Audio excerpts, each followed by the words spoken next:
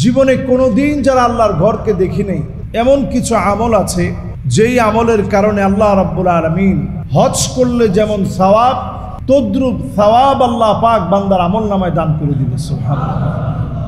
এই হাদিসটা সহিহ বুখারীতে বারবার আসছে, সহিহ মুসলিমে তাকরার সহ বারবার আসছে। এই হাদিসটার দাম এত বেশি কেন? নিয়ত যার পরিশুদ্ধ হয়ে যাবে। সম্মানিত মুসল্লিয়ানে কেরাম, জিলকদের এক মুবারক সময় আমরা পার করছি। আল্লাহ তাআলা যাদেরকে তৌফিক দিয়েছেন, আল্লাহর ঘরের দিকে তারা রওনা হয়েছে। অসংখ্য হাজী সাহেব আল্লাহর ঘরটাকে প্রদক্ষিণ করছে, আল্লাহর ঘরকে সামনে নিয়ে সালাত আদায় করছে। আল্লাহর ঘরে যাওয়ার জন্য মনের এই আকুতি মিনতি প্রত্যেকটা ইমানদারের থাকা চাই।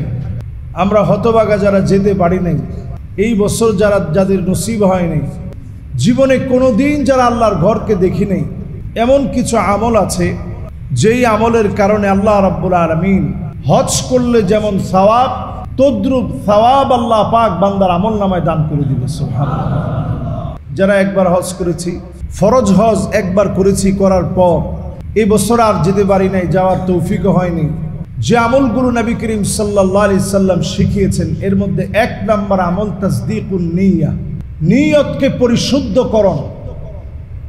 যারা আমরা এখানে বসা আছি, মন থেকে যদি আপনি চিন্তা করেন, আল্লাহ আমি যদি হজ করতে পারতাম, আপনি যদি তৌফিক দিতেন, আল্লাহ আমি হজ করতাম, আমার হজ করতে মনে চায়, এই নিয়ত যদি আপনার ভিতরে থাকে, আল্লাহ রাব্বুল আলামিন হজ করলে যেমন সওয়াব হবে, সম পরিমাণ সওয়াব বান্দার আমল নামে আল্লাহ দিয়ে দিবে। সুবহানাল্লাহ। তাহলে এক নম্বর বিষয়টা হচ্ছে নিয়ত পরিশুদ্ধকরণ। নিয়ত যদি বিশুদ্ধ হয়, ইসলামের অত্যন্ত গুরুত্বপূর্ণ বিষয় হচ্ছে নিয়ত ঠিক করা। আমরা প্রত্যেকে একটা হাদিস আমাদের সবার মুখস্থ, ইন্নামাল আমালু, মাশাআল্লাহ সবাই বলেন তো ইন্নামাল আমালু। দেখেন কার এই হাদিসটা মুখস্থ নাই, সবার মুখস্থ। এই হাদিসটা সহিহ বুখারীতে বারবার আসছে, সহিহ মুসলিমে তাকরার সহ বারবার আসছে। এই হাদিসটার দাম এত বেশি কেন? নিয়ত যার পরিশুদ্ধ হয়ে যাবে। আপনি নিয়ত করলেন যে আল্লাহ আমাকে আপনি শহীদি মওত দিন। আল্লাহর হাবিব বলেন, মান আরাদা শাহাদাতা বিসিদকিন বাল্লাগাহুল্লাহু মানাজিলাশ শুহাদা ওয়া ইন মাতা আলা ফিরাশিহি। বিছানায় শুয়েও যদি আপনি মারা যান, দুনিয়ার জীবন শেষ যদি হয়ে যায়, বিছানায় শুয়ে থেকেও যদি মারা যান, শহীদি মওত হিসাবে যিনি সওয়াব দিয়ে দিবেন তিনি কে? বিছানায় শুয়েও যদি আপনার মওত হয়, তাসদীকুন নিয়া এর কারণে, নিয়ত পরিশুদ্ধ হওয়ার কারণে, জ্বরের ঘোরে আপনি মারা গেলেন, শহীদি মওত আল্লাহ রাব্বুল আলামিন জ্বরের ঘোরে আপনাকে দান করে দিবে। সুবহানাল্লাহ। এই জন্য এক নম্বর আমল তাসদীকুন নিয়া, নিয়তকে পরিশুদ্ধ করা। আমাদের প্রত্যেকের নিয়ত আছে না আমরা হজ করবো ইনশাআল্লাহ? প্রত্যেকের নিয়ত আছে না আমরা আল্লাহর ঘরটা দেখব?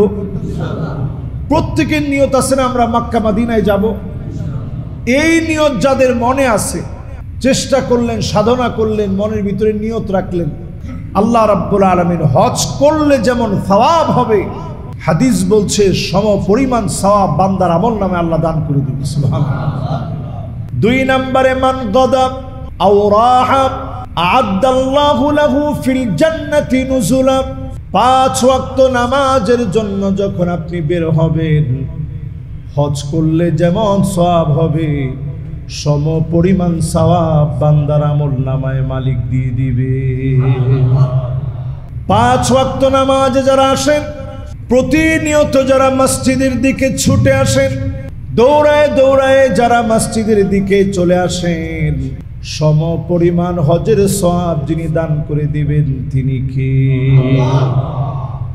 5 ওয়াক্ত নামাজ প্রতিনিয়ত প্রতিদিন আপনি পড়তেছেন। কি জিলকদ মাসে আর জিলহজ মাসে, মুহররম মাসে আর সফর মাসে 5 ওয়াক্ত নামাজ যদি আপনি আল্লাহর জন্য খালিসান লিওয়াজহিল্লাহ দৌড়ায় দৌড়ায় যদি আপনি নামাজের দিকে আসেন, সম পরিমাণ সওয়াব বান্দার আমল নামায় মালিক দিয়ে দিবে। সুবহানাল্লাহ। 3 নম্বর আমল, হজের এই মৌসুমে মসজিদে আপনি আসবেন, আসবেন এই নিয়তে যে মানুষকে কিছু শিখাবো অথবা দ্বীনের কোনো বিষয় শিখব, এই নিয়ত নিয়ে যদি আপনি আসেন, আজরুহু কা আজরিল হজ, হজ করলে যেমন সওয়াব হবে সম পরিমাণ সওয়াব বান্দার আমলনামে আল্লাহ দিয়ে দিবেন। সুবহানাল্লাহ। আমাদের এই মসজিদে আমি আলহামদুলিল্লাহ যতটুকু আসার সুযোগ হয়, এখানে তালিম হয়, তালিমের মধ্যে আপনি বসলেন, জিকির হয়, জিকিরের মধ্যে আপনি বসলেন। আমাদের সম্মানিত ইমাম সাহেব সলাতুল মাগরিবের পূর্বে দু একটা মাসআলা বলেন, এই মাসআলাগুলো শেখার জন্য আপনি একটু আসলেন, কান পেতে আপনি শুনলেন, মাসআলাটা কি বলছে এটা অন্তত আপনি শেখার চেষ্টা করলেন। সওয়াব কেমন? হজ করলে যেমন সওয়াব সম পরিমাণ সওয়াব আপনার আমলনামে আল্লাহ দিয়ে দিবে। সুবহানাল্লাহ। শুধু এখানেই শেষ না, অনেক মাসআলা আপনি জানেন, জানার পরেও হয়তো হুজুর বলছে, এমন অনেক মাসআলা আপনি শুনলেন যেটা জীবনে আর কোনোদিন শুনেন নেই, আজকে আপনি প্রথম শুনছেন। এই মাসআলাটা আপনি শুনে আপনি বাসায় গিয়ে বললেন, সওয়াব কেমন? নবী আলাইহিস সালাম বলছেন, সওয়াব এত বেশি, খায়রুন লাকা মিন আন তুসাল্লিয়া আলফু রাকআহ, 1000 রাকাত নামাজ পড়লে যেমন সওয়াব হবে, এর চেয়ে বেশি সওয়াব বান্দার আমলনামে আল্লাহ দিয়ে দিবেন। সুবহানাল্লাহ। এজন্য মসজিদে যখনই আমরা আসব, আমরা কিছু শিখার নিয়তে আসব। একটা তাসবিহ হোক মসজিদ থেকে নতুন করে শিখে বের হোক, ইমামের সাথে আমরা সম্পর্ক করব, মুয়াজ্জিনের সাথে আমরা সম্পর্ক করব, খাদেমের সাথে আমরা সম্পর্ক করব। লাভ কি?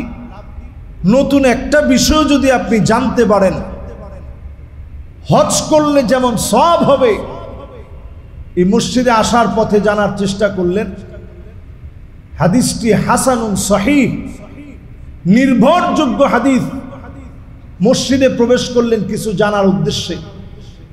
সাহাবাই কেরামের মার্কাজ ছিল মসজিদ। মসজিদ হচ্ছে মানবতার প্রাণ কেন্দ্র। এইখান থেকে এসে কিছু না কিছু শিখেন, একটু চেষ্টা করেন, চিন্তা ফিকির করেন। মসজিদে এসে দু একটা বিষয় যদি এখান থেকে নিয়ে যেতে পারেন, হজের সমান সওয়াব আল্লাহ রাব্বুল আলামিন বান্দার আমলনামায় দিয়ে দিবেন। সুবহানাল্লাহ। 4 নম্বরে ফজরের নামাজে যারা আসবেন, সূর্য ওঠা পর্যন্ত অপেক্ষা করলেন, যায় নামাজে বসে বসে জিকির আজকার করলেন। সূর্য ওঠার পরে 2 রাকাত নামাজ আল্লাহর যে গোলাম পড়বে, কানা লাহু কাজরি হাজ্জাতিন ওয়া উমরাতিন তাম্মাতান তাম্মাতান তাম্মা, হজ উমরা পরিপূর্ণভাবে করলে যেই পরিমাণ সওয়াব হবে, নবীজি 3 বার বললেন, সম পরিমাণ সওয়াব যিনি বান্দার আমলনামায় দিয়ে দিবেন তিনি কে? মাত্র 2 রাকাত নামাজ সূর্য ওঠার পরে আপনি পড়লেন, খুব বেশি সময় তো লাগে না, 15 মিনিট সময়। নামাজ এখন শেষ হইতে হইতে 45-এ দাঁড়ায়। আমাদের মসজিদে কয়টা?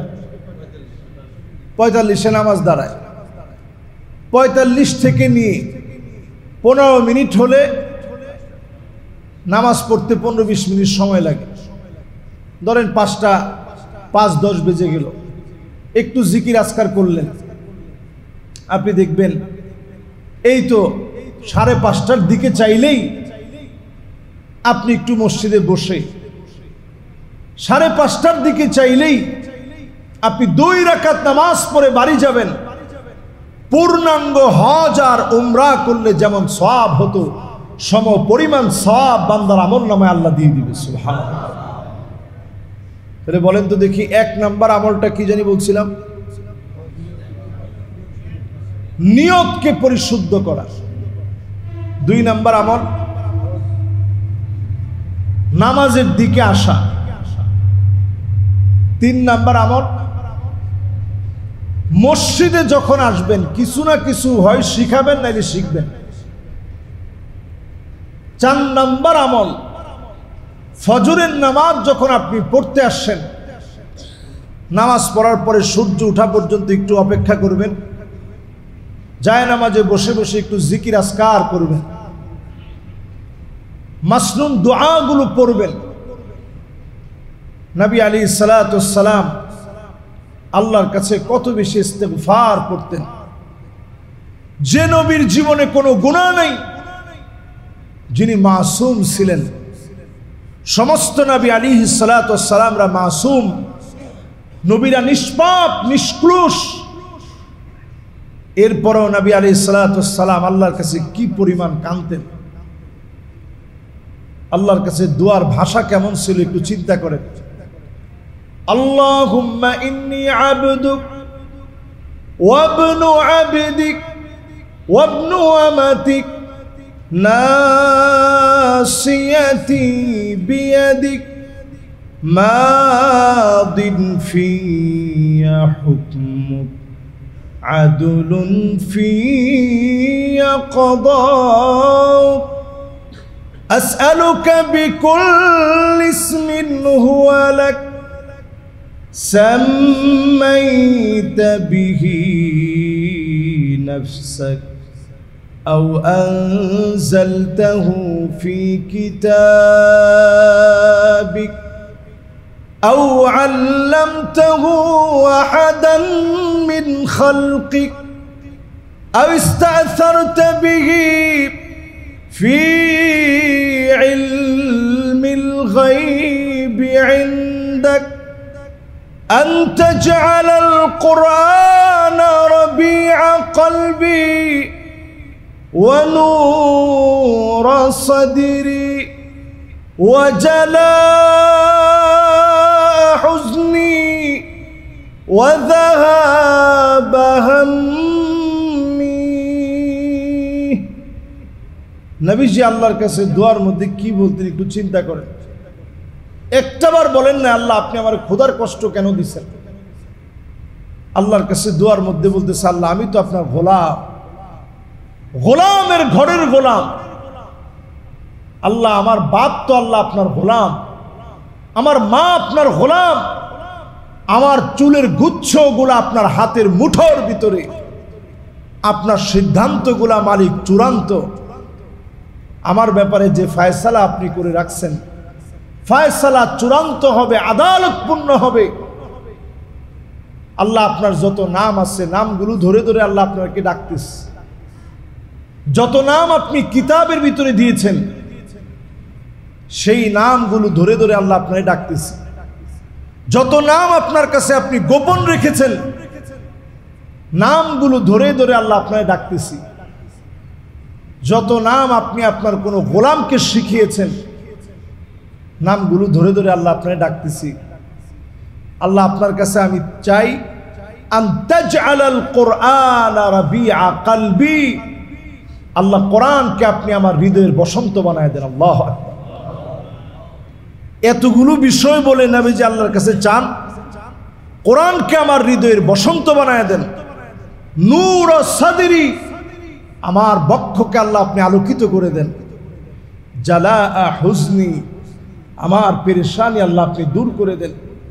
যাহাবা হাম্মি, আল্লাহ আমার দুশ্চিন্তাকে আল্লাহ আমার কাছ থেকে উঠায় নেন। নবীজি এই দোয়া আল্লাহর কাছে করতেন। প্রথমেই চাইছে কোরআন দিয়ে বক্ষটাকে যেন আলোকিত করে দেওয়া হয়।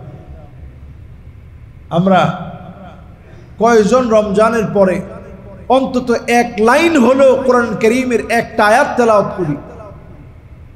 এই যে জুমাবার চলে যায়, কয়জন আমরা সূরা কাহাফটা তেলাওয়াত করি?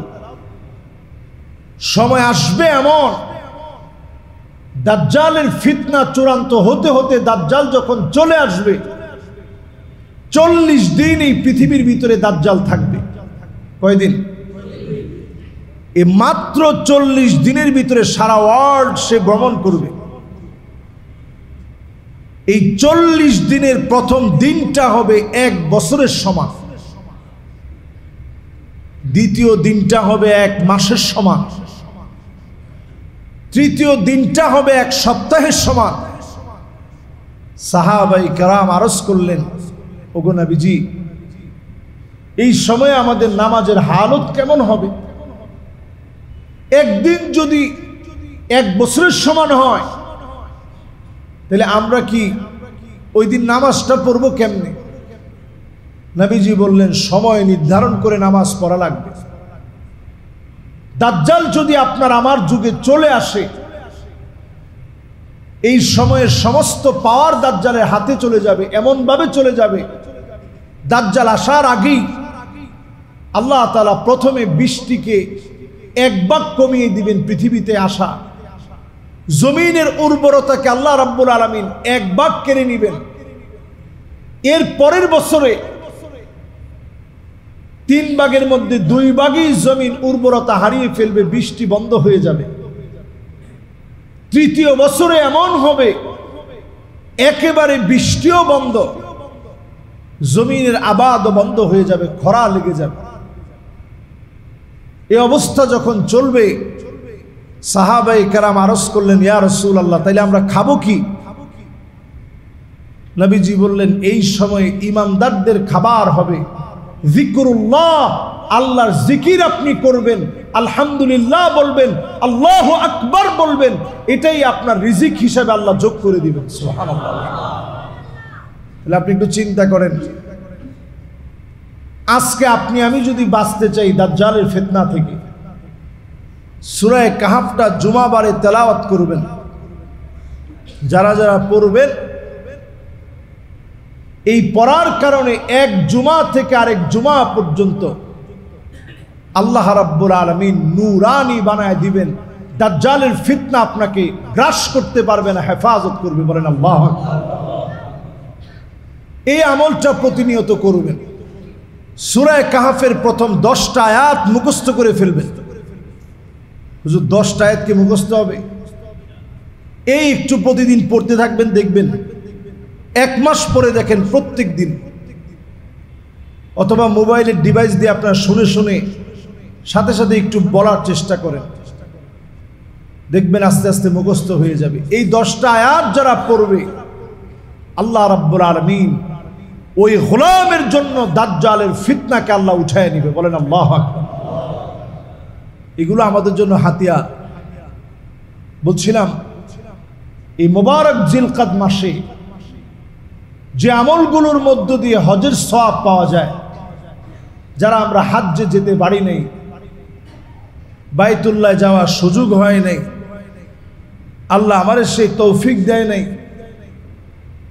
আমি যে এই অবস্থায় বাংলাদেশে বসে নবীজির শিখানো আমলগুলো যদি আমি করি, সে আমলের কারণে আল্লাহ তাআলা হজ্জের সওয়াব দিবেন। এর মধ্যে 5ম নাম্বার আমল এটি, রমজান মাসে যারা উমরা করবে, আল্লাহ রাব্বুল আলামিন হজের সম পরিমাণ সওয়াব বান্দাকে দান করে দিবে। সুবহানাল্লাহ।